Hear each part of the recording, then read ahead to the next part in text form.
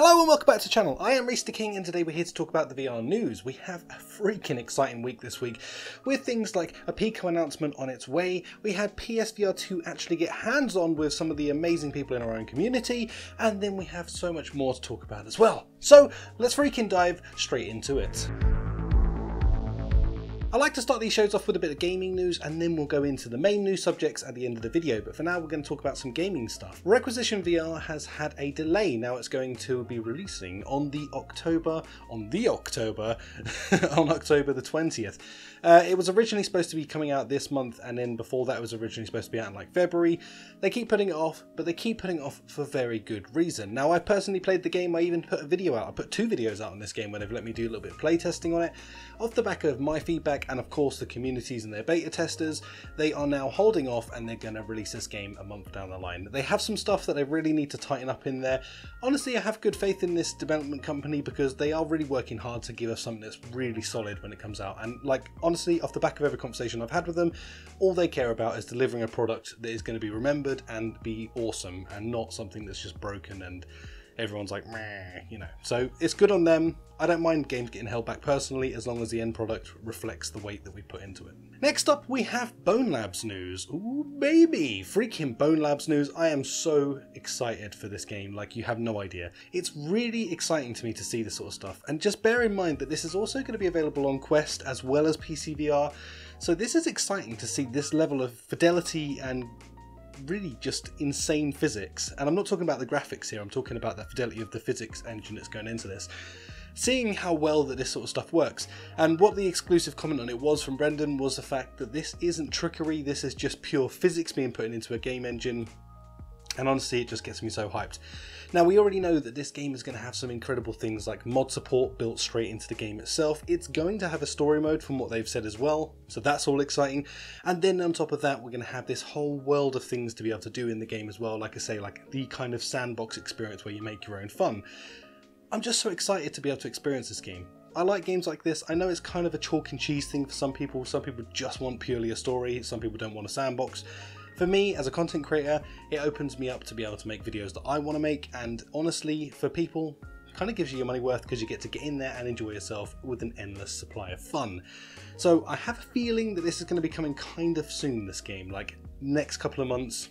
I'm pretty sure it's going to be dropping on our laps. So keep your eyes peeled. I cannot wait to give you some better news, like an actual freaking date soon, but we just have to wait. We just have to wait. Now we get into some exciting freaking news, and I mean exciting news. Now, we've already heard that we've got the Quest Pro coming. We've already seen the leak for that last week. That story has been done to death, even by me. It's over. We're bored of hearing about that now. Until they actually release something like on the 11th when the Connect happens, it's just a done subject for now. But it is coming and it is still exciting. It's still going to be a high-end headset, and it's not really going to be for you or me to purchase. Quite frankly, it's 1,500 quid. So a lot of money. So it's going to be exciting, but you know, that's happening. But what is to be excited about is Pico has a huge announcement coming literally this week. This Thursday, we have a huge announcement coming out on the 22nd. So I'm really, really excited for this. I cannot wait to share stuff with you guys. But I can't at the moment, so we can't go into that too much. But do make sure that you're subscribed to the channel and make sure that you have your notification bells on, because I will have some super cool information coming out later this week once I'm allowed to share it with you guys. But there's rumours on the horizon of things going on with them and them releasing a potential new headset. So I'm very, very excited to be able to talk about that more and more in depth when it happens. So stick around, and I'm sorry to kind of have to tease you a little bit. But yeah, trust me, you're going to want to know about this one. It's kind of exciting. Now, the last subject I want to talk about is the PSVR 2. Now, as we know quite a bit about this headset at this point, it's not really worth me going into the specs of this thing. We all kind of know what it does. It's got eye tracking built into it. It's got this, it's got that. It's got all of the cool features and bells and whistles. And I have other videos about that if you want to learn more about the spec of this thing. The one thing that we didn't have until this point was a hands-on impression with this thing. And not just a hands-on impression, but hands-on impression from people that we know in the VR community. Now, they actually selected for Mike, as in Mike VR Oasis Mike, to go down there and go to London and actually freaking see and use and play with the PSVR 2. Honestly, personally, I'm just super proud to see that Mike got to go down there and actually do this thing, because it's kind of awesome that Sony picked out a freaking VR content creator to go down there and go hang out with the press and get to see it himself. So I'm super proud to say that one of our lot actually made it down there and got to do such a cool thing like that and be invited into the realm of seeing something like that with the press. So massive win for the VR community. What's cool about this is in Mike's video, which is linked down below, so please go and check that video out if you haven't, because honestly it's going to cover in full in-depth everything that he got to experience, and the best way to understand about this is definitely going to check that out after this video ends. Now, we have got some exciting stuff to be talking about still in this though, so don't run off just yet. Now, I've been speaking with Mike a bit, asking him some of the questions that I wanted to know the answers to, and honestly it's just freaking exciting to hear nothing but positivity about this thing. You know, sometimes, especially with the way things are these days, you kind of almost expect to be let down with a lot of technology and stuff these days.